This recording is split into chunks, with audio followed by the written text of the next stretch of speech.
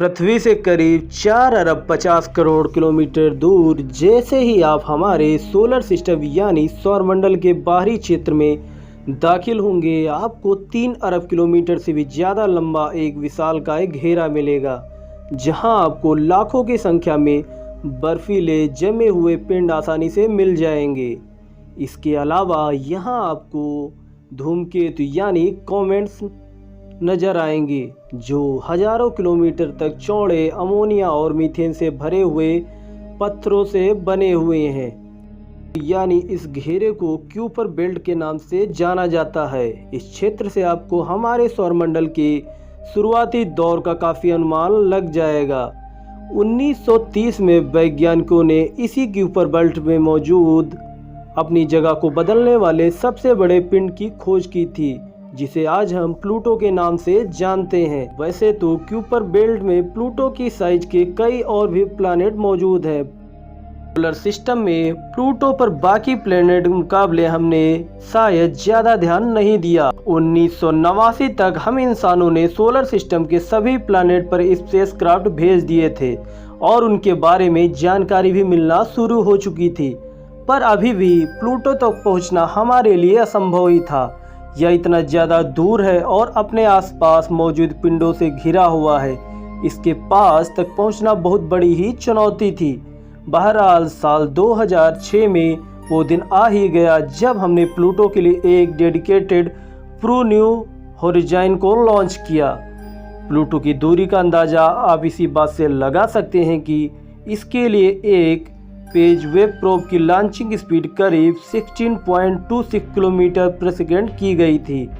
करीब 9 साल के बाद 2015 में हम इंसानों को आखिरकार प्लूटो के कई जटिल रहस्यों का पता लगना शुरू हो गया। आज हम इसी क्रम में इस ग्रह को करीब से जानेंगे, देखेंगे कि अगर भविष्य में आप कभी इस ग्रह पर जाएं तो वहां आपको क्या मिलेगा और आपका जीवन वहां पे कैसा रहेगा। करीब 10,000 किलोमीटर दूर से ही आपको प्लूटो पर दिल के आकार की सबसे अलग और सबसे चमकीली सतह दिखाई देगी। इसे पूरे रीजन को टॉम वावड़ी नाम से जाना जाता है। इस सरफेस के वेस्टर्न लुक को स्पुतनिक प्लान एशिया कहते हैं। पूरा का पूरा एक बर्फ का मैदान है। इस पूरी सतह पर आपको जमी हुई नाइट्रोजन, कार्बन मोनोऑक्साइड और मीथेन ही मिलेगी। ठीक इसके थोड़ा नीचे ही आपको काफ़ी दूर तक फैली हुई गहरे रंग की सतह दिखाई देगी। सरफेस पर पड़े हुए कॉम्प्लेक्स हाइड्रोजन जब कॉमिक्स और अल्ट्रावायलेट रेडिएशन से इंटरेक्ट करते हैं तो इस तरह के सरफेस बनना शुरू हो जाते हैं। किसी पूरे एरिया में आपको बड़े बड़े क्रिएटर्स यानी गड्ढे भी देखने को मिलेंगे। जैसे ही आप इसके एटमॉस्फेयर में एंटर करेंगे तो आप खुद को हल्की नीली धुंध या कोहरे से घिरा हुआ पाएंगे।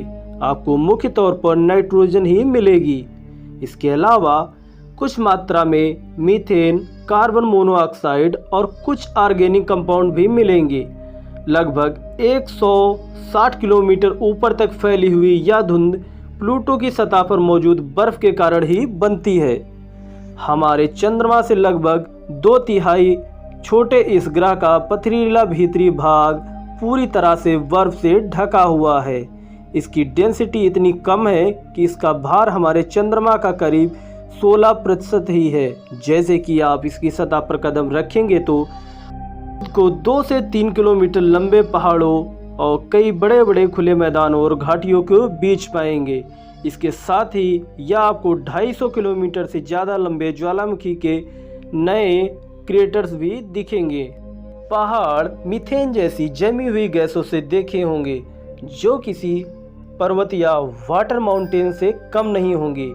तो वहीं इसकी सतह लगभग 98% नाइट्रोजन से ढकी हुई मिलेगी। इसका सरफेस टेम्परेचर -40 डिग्री सेल्सियस से लेकर -296 डिग्री सेल्सियस के बीच रहता है, जो बेहद ही आसानी से आपको पल भर में आपके बॉडी टिश्यूज को जमा कर रख देगा। यहाँ पर रैपिड फास्ट ब्राइट यानी तीव्र ठंड होती है, जिससे अपनी जान भी गंवा सकते हैं। उम्मीद है कि आपको डिजाइन किया हुआ स्पेस सूट पहनकर ही प्लूटो पर जाएंगे। आप यहाँ पर से टेम्परेचर से बच भी जाएं, पर इसकी ग्रेविटी आपको शायद ज़्यादा दिनों तक टिकने भी ना दे। प्लूटो का गुरुत्वाकर्षण बल बेहद ही कमज़ोर है। इसकी ग्रेविटी हमारी पृथ्वी के मात्र 6% के ही करीब है। यह सच में किसी स्पेस स्टेशन जितनी ग्रेविटी के आसपास ही है। अगर आपका वजन पृथ्वी पर 70 किलोग्राम है तो आपका प्लूटो पर वजन 4 किलोग्राम ही भारी होंगे। इस बात का अनुमान आप खुद लगा सकते हैं कि इतनी बेहद कमज़ोर ग्रेविटी में आपके लिए इसकी सतह पर चलना कितना मुश्किल होगा। यहाँ पर आप अपनी बॉडी मूवमेंट भी कंट्रोल नहीं कर पाएंगे। इस ग्रह का सीधा असर आपको आपके मसल्स और बोन पर यानी हड्डियों पर देखने को मिलेगा। लंबे समय के दौरान इसकी वजह से आपका नर्वस सिस्टम भी बिगड़ सकता है। या प्लूटो से किसी तरह पृथ्वी पर कोई सिग्नल भेजेंगे तो उसे पृथ्वी तक पहुंचने में करीब 4.5 घंटे से भी ज़्यादा का समय लगेगा।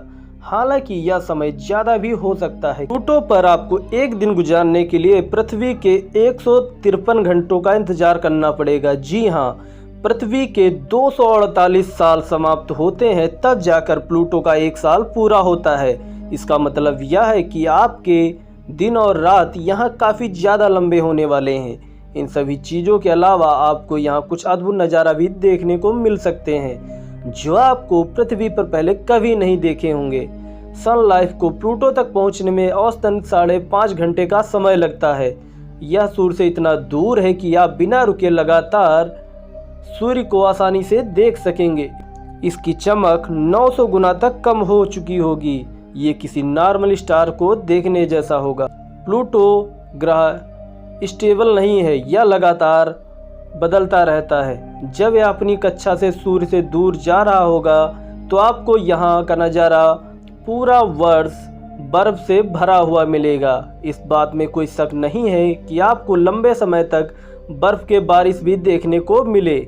जमीन से हटकर अगर आप आसमान की तरफ नज़र डालेंगे तो आपको हल्की नीली परत के पार तारे भी देखने को मिलेंगे। इन्हीं तारों के बीच आपको प्लूटो के 5 चंद्रमाओं का भी नज़ारा देखने को मिलेगा। चंद्रमाओं में स्टेक्स, निक्स,